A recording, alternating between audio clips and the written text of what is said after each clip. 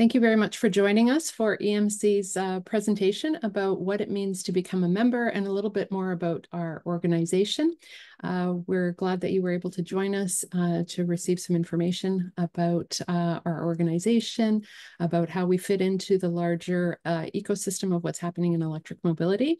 There will be an opportunity at the end if you have questions. I'm just going to get started now, giving a bit of an overview about Electric Mobility Canada and who we are.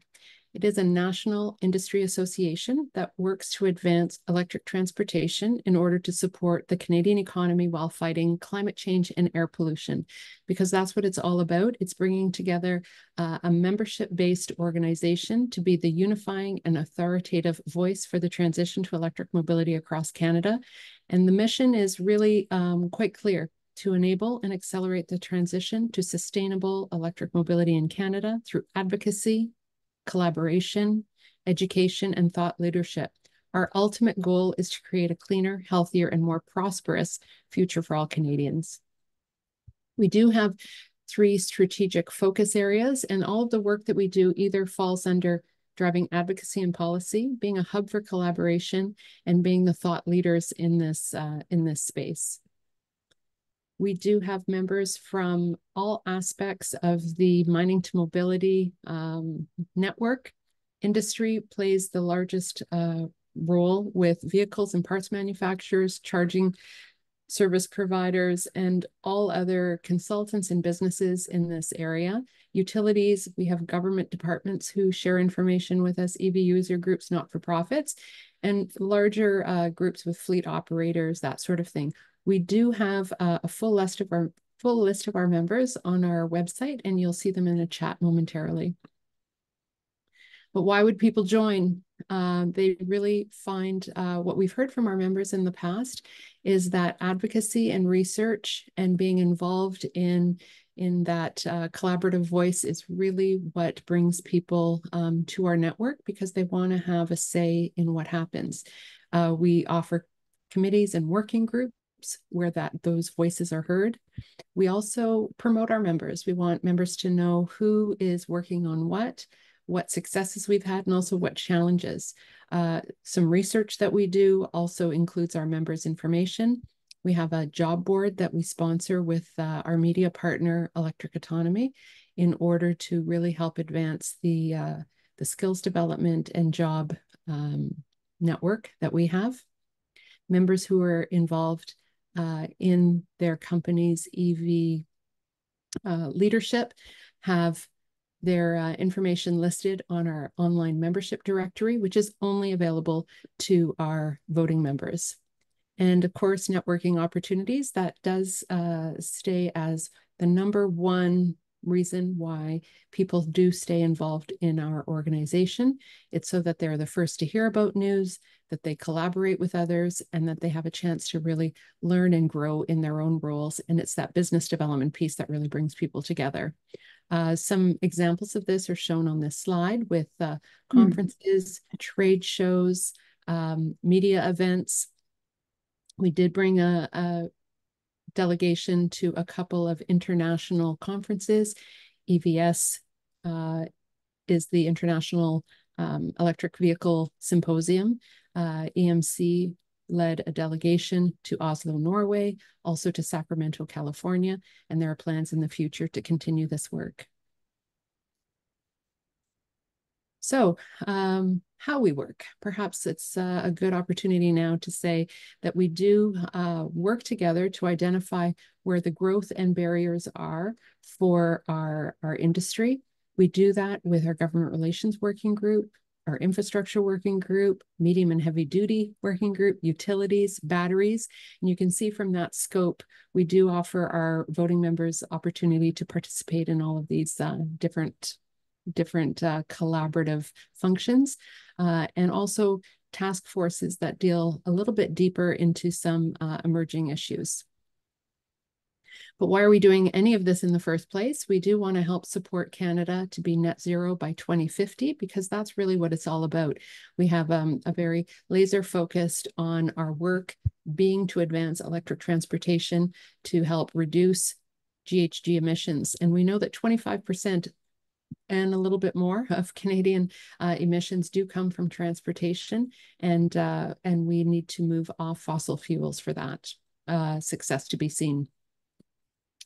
We have enjoyed a number of government investments over the last number of months. Some of them are listed here, most notably some of the largest investments being with battery plants that are coming into Canada. Transport Canada has been a leader, as well as Natural Resources Canada and Environment and Climate Change Canada, to provide different long-term initiatives to help with our advancement. And we're not just about cars. This is perhaps a time to pause and say that electric cars are most notable, perhaps, but we do see that medium and heavy-duty vehicles are going to go a long way to helping to decarbonize our environment. And we know that it's through policy and regulation, a skilled workforce, investment, and infrastructure to support all of these. We need planning, we need operations to stay in line with what we need to have happen. That's for buses, trucks, short haul, long haul, and we know that there's a lot of work to be done, and that's going to help get us to our goals. And we have success in some global rankings, that Canada now ranks #1 in a ranking of 30 countries about our battery supply chain. And that is largely due in part to the kind of successes that we've seen recently in those announcements. But back to EMC, we have had a very successful campaign called My Canada Drives Electric, which helps set a framework for 6 different pillars that provide a framework on how we are going to get to a zero-emission future with light-duty vehicles, medium and heavy-duty off-road vehicles, and national infrastructure deployment. And electric vehicle strategy and EV regulation, domestic EV jobs and manufacturing, and federal leadership. We know that all of these different component parts, we have a number of action items under each one, and I welcome you to visit the EMC website under our advocacy page and see the EV action plan and the different initiatives that we think will make combined together will make a roadmap on how to get to our goals. EMC does have a conference coming up in Halifax, Nova Scotia. It is a national conference that happens once per year, with targeting about 600 of Canada's leading electric vehicle and infrastructure leaders from coast to coast. We do have a national conference with our initiatives front and center, and there will be quite a bit of regional and local flavor, so to speak, as well, with content on marine electrification, medium and heavy duty deployments. There will be EV test drives, an exhibit area with some local partners showing what they're offering the community, as well as 20 educational sessions ranging from both case studies, panel discussions, and upcoming policy goals. So are you ready to join? EMC does support and collaborate our work with other leaders across Canada. We do have a link here for membership, and we can share it in the chat as well. As far as what your investment is, most people who are inquiring will fall under industry and fleet. So these are any businesses involved in moving forward with our membership. It is based at this level on an employee basis. Other categories under utilities fall under revenue for their utility, and there are not-for-profits who join. We also do have some student and EV enthusiast membership categories as well. However, they're not voting, and they don't have the same benefits as our voting members who get to participate more fully in all of our activities, and I've only listed them here. We do support our members in a number of ways. And if you're interested in joining, Rima Syed, who's on this call, has her email here. She can help with any administration and other follow-up for your involvement in EMC, and also can help with any questions you have about joining committees and being more fully involved. We do welcome you to join our community. And with that, I'll pause and see if there are any questions.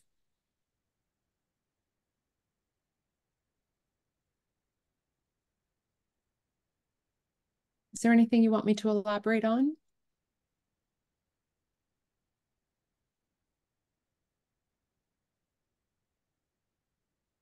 No, given I don't hear any questions, we will look forward to following up with you, and I'll be providing some background information for the participants so that they can hear more about how to get involved.